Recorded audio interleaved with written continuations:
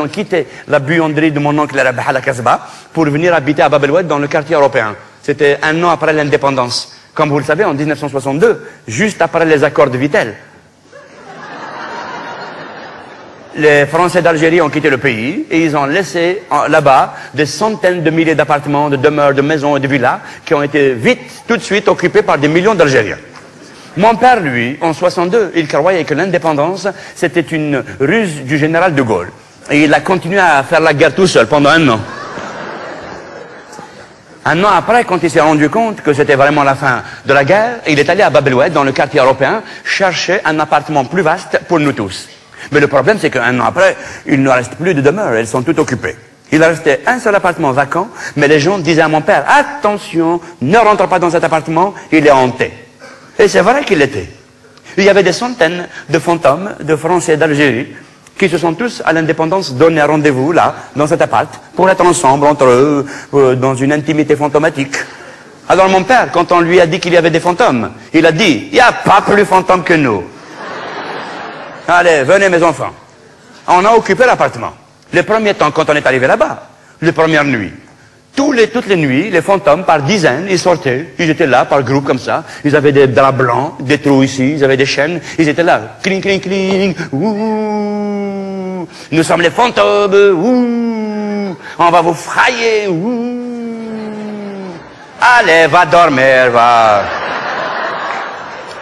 Tu as vu l'heure qu'il est, راح ترقد على راك راه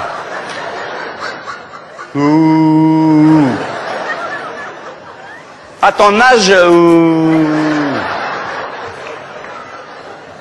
va profiter du repos éternel Yatana au lieu de traîner toute la nuit et arrête de faire des trous dans les draps, c'est pas ta mère qui va les coudre. 3 mois après, les fantômes, ils payaient le loyer. Et un jour, ils ne pouvaient plus nous supporter. Et ils sont tous partis en même temps en disant « Ouh, cet appartement, il est hanté, fuyons !» Il ne restait que le fantôme de Madame Rosa. Elle est née là, dans cette maison. Elle est décédée là. Sa famille aussi, ses arrière-grands-parents ont construit cet immeuble. Elle se sent bien avec nous, elle vit en toute harmonie avec nous, et depuis une dizaine d'années, maintenant que mon grand-père est devenu vraiment grabataire, chaque nuit elle s'amuse avec lui, tous les deux ils s'amusent, Madame Rosa lui apprend à danser la valse, mon grand-père fait un stage de futur fantôme, parce que bientôt il va passer l'examen. Ah, il va l'avoir du premier coup. Alors maintenant, voyons, puisque nous n'avons oublié personne, faisons le calcul combien nous sommes en tout dans cet appart. Alors donc on a dit, alors 26, plus 13, plus 2, plus 2, plus 2, plus 1, plus 1, plus 2. Si c'est 2, 8, 1, 9, 2, 13. Je pose mon frère, je retiens mon cousin. Ça fait 48 personnes dans un 3 pièces, cuisine, la salle de bain, la baignoire, l'aquarium et la planche du balcon. Mais l'eau qu'il nous faut pour boire, pour se laver, pour faire la vaisselle, pour faire la cuisine, mais il nous faut un barrage rien que pour nous. Ma mère, Mskina, ma mère, la pauvre, depuis 50 ans, qu'elle lave des montagnes de vêtements, de draps, de couvertures, ses mains sont devenues si calleuses, si hargneuses. Et bien maintenant, les vêtements, quand ils sont sales, dès qu'ils voient arriver ma mère, ils deviennent propres de peur. Ma mère, un jour, elle a fait un concours avec une machine à laver, elle a grillé la machine à laver, elle. À Bab el-Oued, on l'appelle Madame Arthur Martin. Et pour la nourriture, nourrir 48 personnes, heureusement que ma mère est très intelligente, elle a inventé le concept, l'équation, la solution, l'oubia, le macaron, skso. C'est-à-dire en français, haricots, macaroni, couscous. Pour toute la vie, le triptyque éternel, que ce soit le dimanche, le lundi ou le mardi, l'automne, l'hiver ou le mercredi, toujours haricots, macaroni, couscous, tu mangeras. Mais de temps en temps, ma mère, pour ne pas qu'on s'ennuie, ma mère nous fait des surprises. Par exemple, je vous donne un exemple. Aujourd'hui, dans le programme, nous avons loubia, haricots. On est tous là, la marmite est là. Et juste avant de manger, ma mère elle arrive et nous fait « Alors, mes enfants, oui, maman. Alors, vous pensez que vous allez manger de la loubia? Oui, maman. Allez, fermez les yeux. Voilà. Eh ben, c'est des macaronis. » Waouh, waouh, waouh. Quelle surprise, maman. Ça fait à peu près un jour que nous n'avons pas bougé. Et des fois, elle nous fait la surprise de la surprise. Alors, mes enfants, oui, maman. Alors, vous pensez que vous allez manger de la loubia? Oui, maman. Allez, fermez-moi les yeux. Voilà. Eh ben, vous avez gagné. C'est de la loubia. Waouh, waouh, waouh. Maman, c'est la 4e dimension. Nous, on croyait qu'on allait manger de la loubia. On s'est dit, on va pas manger de la loubia. Et on mange de la loubia. Eh ben, ça change tout, hein. Ma mère, toute la vie, nous fait des variations sur loubia, macaron, couscous. Par exemple, aujourd'hui, elle nous fait loubia. Après, loubia, loubia, macaron. Après, macaron, macaron, macaron, loubia. Loubia, macaron, couscous. Ouais! Elle est magnifique, ma mère. Elle est extraordinaire. Ça change tous les jours. On mange jamais la même chose. Mais de temps en temps, malheureusement, ma mère, elle rentre en boucle. Ça la prend de temps en temps et tout d'un coup, c'est loubia, loubia, loubia, loubia, loubia. Et après, maman? Eh ben, après loubia. On change pas une loubia qui gagne, hein. Et ça continue. Loubia, loubia, loubia, loubia, loubia, loubia. Maman, loubia! Alors on n'ose plus intervenir. On ne veut plus l'interrompre. On se dit qu'un jour, elle va prendre conscience toute seule. Peut-être qu'un jour, ça va être la fin des haricots.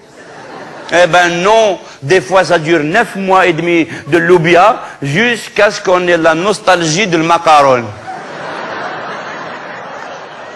Ya le macaron, oui tu. Ya le macaron, mon amour, je t'aime. Ya habibi. Ya le macaron, où est-ce que tu étais allé te cacher? Ya le macaron, peut-être tu n'as jamais existé. Peut-être on t'a juste rêvé. Si vraiment tu as existé, prouve-le, reviens. Alors, au bout de 9 mois et demi, loubia, loubia, loubia, quand ça s'arrête, nous, automatiquement, on s'attend à ce qu'il y ait macaron. Parce que c'est musical, c'est comme ça. Loubia, loubia, macaron. Eh ben non, c'est couscous. Ouais! Ma mère nous surprendra toujours. À chaque fois, elle nous surprend. On s'attend à la loubia, on a le macaron. Macaron, non, loubia. Skso, non, loubia. Macaron, macaron, non, non, skso, macaron, après le loubia. Tu préfères pas le macaron, on laisse reposer sur skso, on met le loubia, après on revient avec le machin, avec ça fait équilibre sur macaron. Non? Ah ouais. Tu préfères loubia, tu préfères la technique. D'accord, ah ok. Non, non, ça c'est pas pour moi, c'est pour elle, c'est pour eux. Hein. Moi je m'en fous, je peux rester 5 mois maintenant à course. Hein. C'est pour elle, je dis. Donc tu préfères le loubia, le macaron, pas ce que ça. Macaron.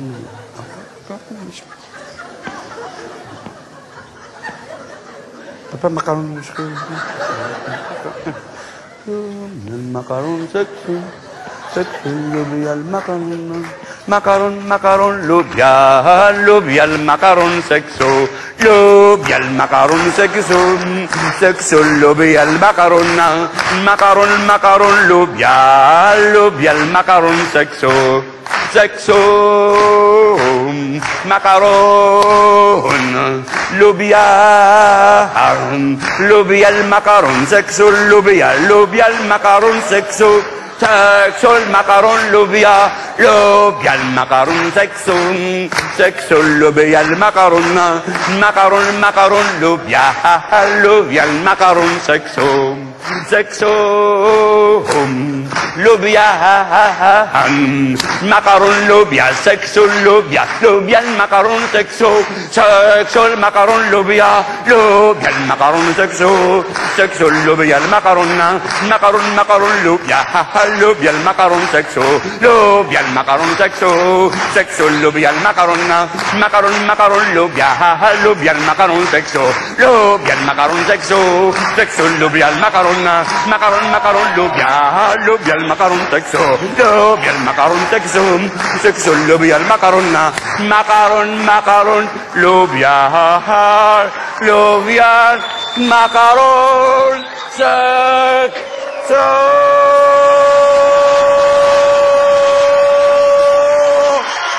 Yeah! Woo! Thank you! Woo! Yeah! Woo! Yeah! Woo!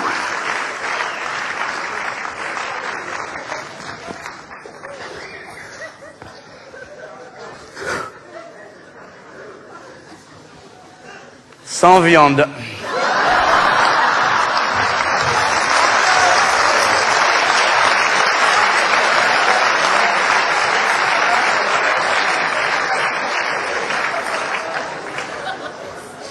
Nous n'avons jamais mangé de viande.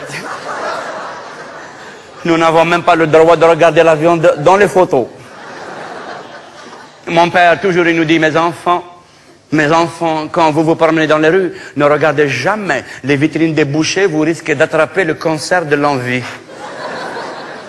Ce qui fait que la nuit, quand on dort la nuit, tous comme nous sommes dans la maison, on ne rêve que de viande. Dans nos rêves, on mange des tonnes de viande.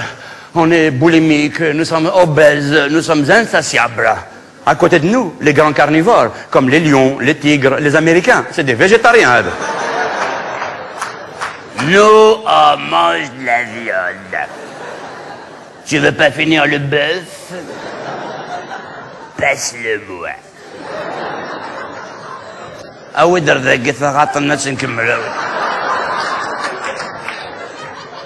toute l'architecture, la structure, la texture même de nos rêves est faite de viande. Les maisons dans nos rêves sont en viande. Les routes sont en viande, les voitures c'est de la viande, les légumes c'est de la viande. Une nuit, je me souviens, on a mangé un vélo pané à la napolitaine.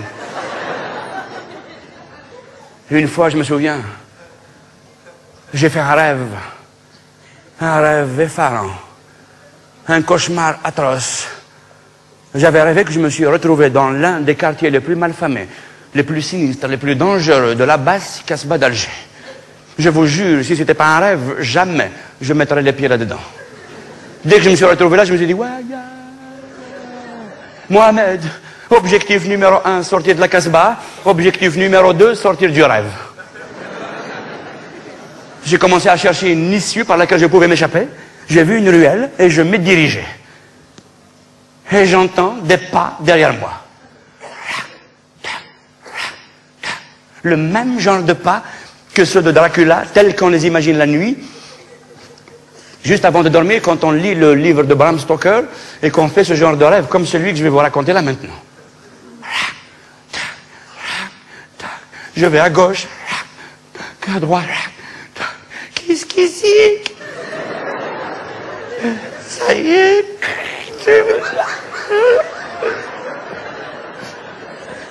En plus de ça, je voulais même pas me retourner pour voir la chose qu'il y avait derrière moi. Je me suis dit comme ça, c'est la chose qui est derrière moi, elle me tue. Je meurs sans garder le souvenir de la chose qui m'aura tué. Voilà. Tu meurs tranquille, tu gardes pas de mauvais souvenirs. Et tout d'un coup, je me suis dit, mais Mohamed, c'est peut-être juste quelqu'un qui va chez lui, ne t'inquiète pas.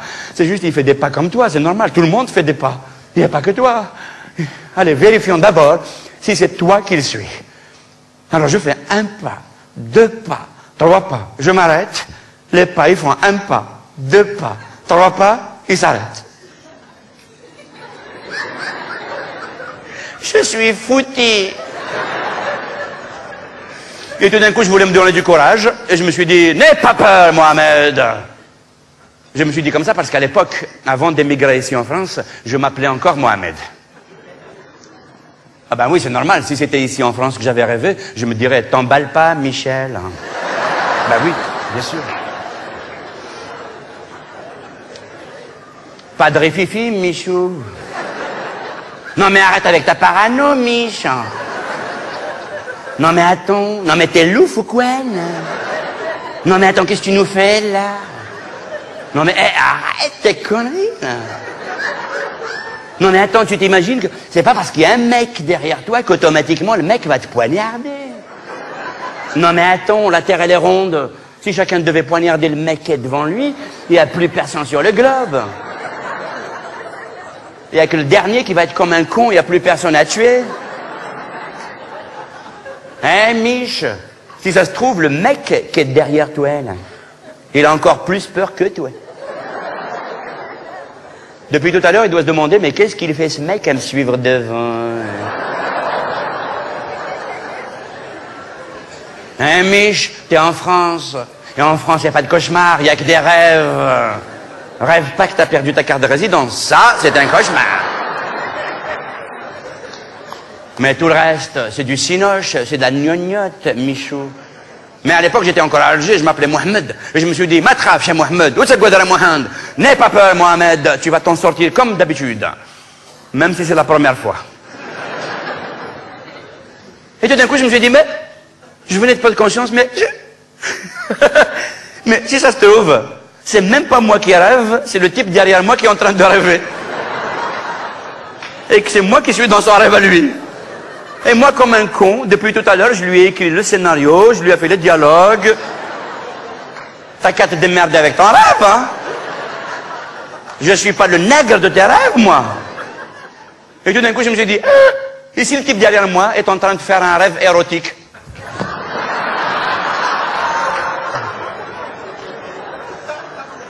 Je me retourne et je vois un énorme beefsteak de 200 kilos. Dégoulinant de moutarde qui me fait...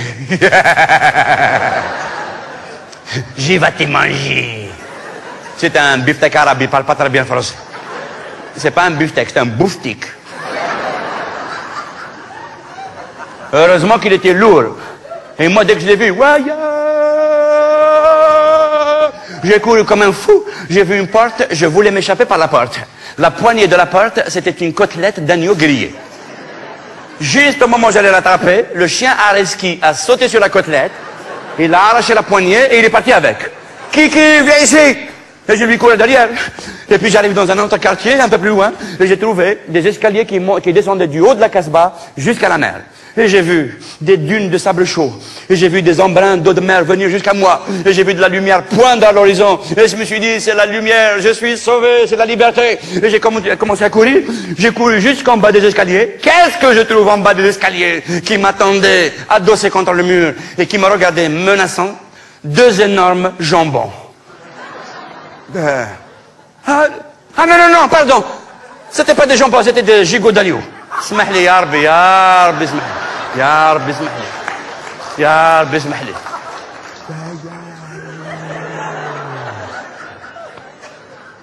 Ah ben oui, nous on n'a pas le droit de rêver les jambons, hein.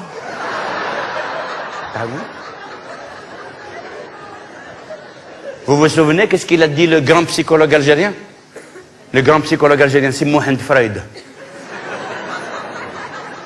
Et il a dit, si tu rêves les jambons, ça fait d'air, c'est un désir qui les refoulit.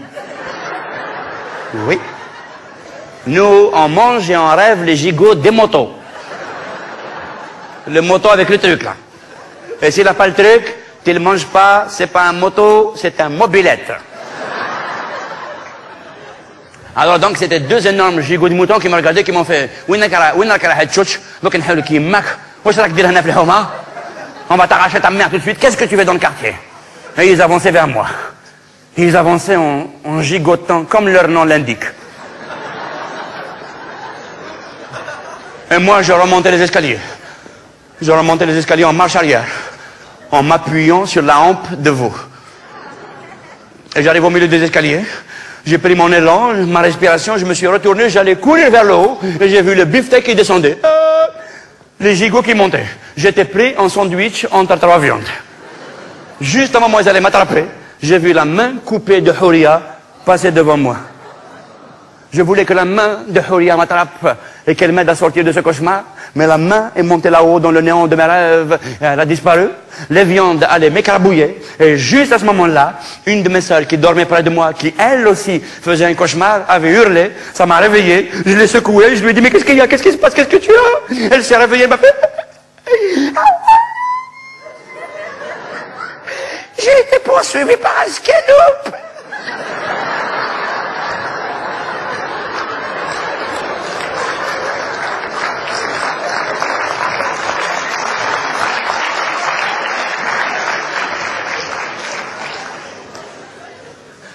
Une seule fois dans notre vie, on a failli manger de la viande.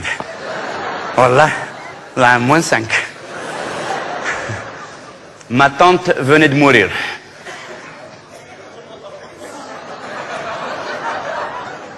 On n'allait pas manger ma tante. Elle n'est pas des sauvages. Elle est trop dure. C'est-à-dire, ma tante, elle est morte au bled, dans le village. Elle nous a laissé un héritage. On a hérité d'une poule. Une énorme poule berbère avec plein de viande dans les plumes. Mon père est allé à l'enterrement et 2 jours après, il est revenu avec la poule. On l'a mise dans le salon et on l'a enfermée. Et nous sommes tous allés à la cuisine pour chercher des instruments pour la travailler. Et comme on ne s'y connaît pas, chacun a cherché ce qu'il a trouvé, a ramené ce qu'il a trouvé. Il y en a un qui est revenu avec un balai, l'autre avec une scie, un marteau, une fourchette, un couteau. Il y en a même un, il est venu avec la bouteille de gaz. Il a dit, je vais la gazer, le gaz. Donc, une gazière.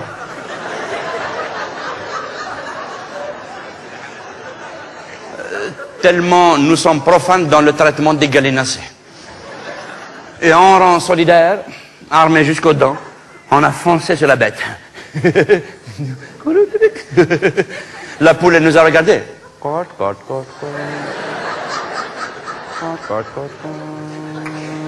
Et nous, on avançait, elle reculait, et dès qu'elle s'est retrouvée collée contre le mur du fond, elle n'avait plus où aller. Elle nous avait arrivé sur elle. Quand elle a vu au-dessus de sa tête 450 doigts, 90 mains, les couteaux, les marteaux, les fourchettes, la scie, quand elle a vu la bouteille de gaz, elle a pondu une plaquette d'œuf. Avec l'emballage. Tellement elle avait peur. Les œufs, elle les a datés.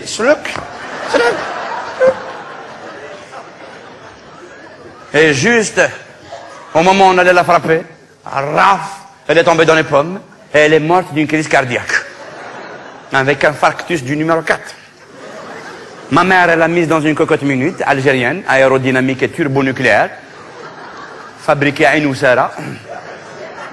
Elle a mis sur le feu, et nous tous les 47, on est tous rentrés dans la cuisine pour ne rien rater de l'événement historique. Et on était tous serrés là-dedans à attendre que ça cuise. Aujourd'hui on va manger de la viande. Ça cuit, ça cuit, ça cuit, ça cuit. Et dès que ça a cuit, ma mère elle a éteint, elle a enlevé le sifflet, une pression énorme est sortie de la cocotte minute. Et la cocotte, d'un coup, incroyable mais vrai, elle s'est mise à s'élever dans l'air. Elle s'est mise à tournoyer. Et nous, on était là. Ouais, yeah. La fenêtre de la cuisine était ouverte et la cocotte, elle a fait. Viens. Elle est partie dehors, dans le ciel de Bab el-Oued. Elle s'est envolée. Et nous tous, on a dégringolé les escaliers. Nous sommes allés dans la plus grande avenue du quartier et on lui courait derrière. La cocotte minute, non, reviens.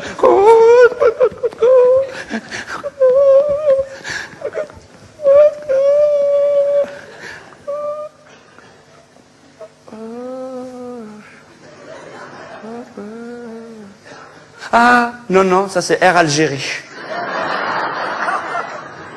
Le lendemain, dans le journal de l'époque, le journal du parti eunuque,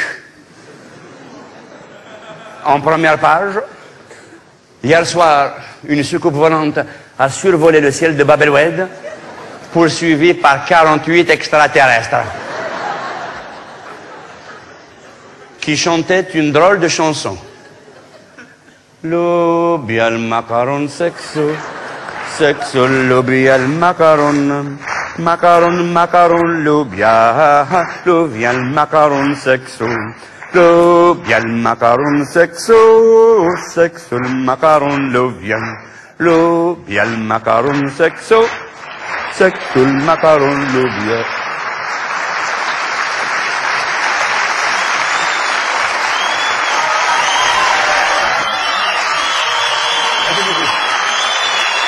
Merci à tous.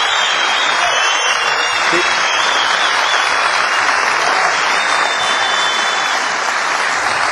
Merci.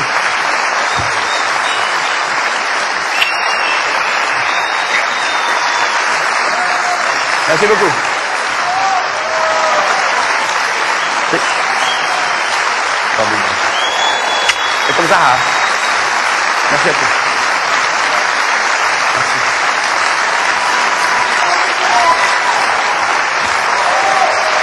Merci beaucoup.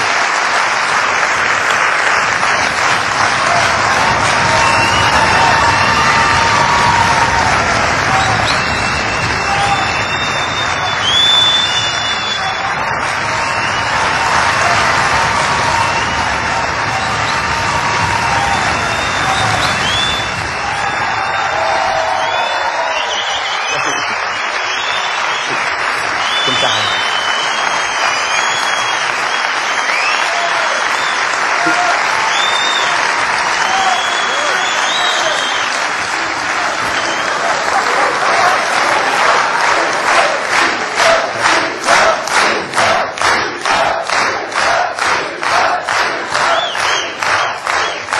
Merci. C'est comme ça. Merci beaucoup. Ça a été. Merci.